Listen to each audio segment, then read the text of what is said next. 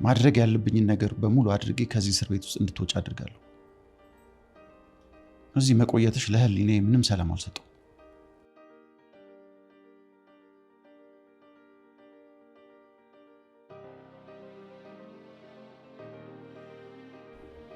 ይቅርታ ግን ምንም የምትለውን ነገር ማመን አልችልም። ይገባኛል። እኔም በአንቺ ቦታ ብሆን ይሄንን ነበር የማደርገው።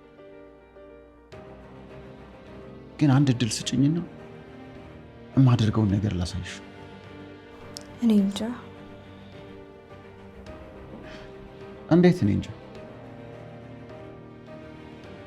ታምር፣ ቆይ ለምንድን ነው እኔን ማመን የማትፈልጊው?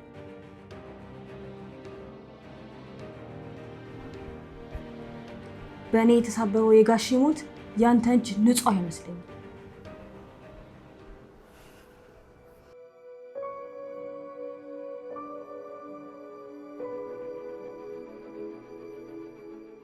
ቆይ እኔ እንዴት አይነት ሰው አድርገሽ ነው የምታስቢ?